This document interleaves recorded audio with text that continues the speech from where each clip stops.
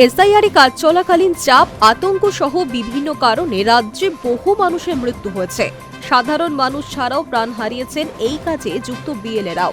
এই পরিস্থিতির জন্য বরাবরই নির্বাচন কমিশনকে দায়ী করেছে রাজ্যের শাসক দল তৃণমূল কংগ্রেস।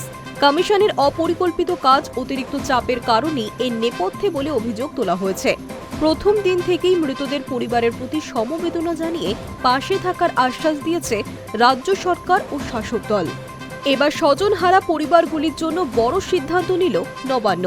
সূত্রের খবর, এসআইআর এর মাঝে প্রাণ হারানো মানুষজনের পরিবারগুলিকে সরকারি চাকরি দেওয়া হবে। বৃহস্পতিবার মন্ত্রিসভায় এই সংক্রান্ত সিদ্ধান্ত গ্রহণ করা হয়েছে বলে খবর।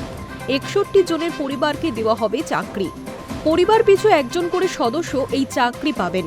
গত অক্টোবর মাসের শেষ সপ্তাহ থেকে রাজ্যে শুরু হয়েছিল ভোটার তালিকার বিশেষ নিবিড় সংশোধন। ধাপে ধাপে সমস্ত কাজ শেষে আগামী 28 ফেব্রুয়ারি শনিবার চূড়ান্ত ভোটার তালিকা প্রকাশিত হওয়ার কথা। আর এই সংক্রান্ত সময়ের মধ্যে গোটা প্রক্রিয়া শেষ করা রীতিমতো চ্যালেঞ্জের বিএলও, ইআরও, ডিআরওদের কাছে। সেই চাপ সামলে সবটা ত্রুটিহীনভাবে করা কঠিন হয়ে দাঁড়িয়েছে ভারপ্রাপ্ত সরকারি আধিকারিকদের কাছে। তাদের কেউ কেউ এই মানসিক চাপ নিতে না পেরে আত্মহত্যার পথ বেছে নিয়েছেন, আবার কেউ কাজের চাপে অসুস্থ হয়ে অসময়ে মৃত্যুর মুখে ঢলে পড়েছেন। অন্যদিকে এসআইআর নিয়ে চাপে পড়েছেন সাধারণ ভোটাররাও।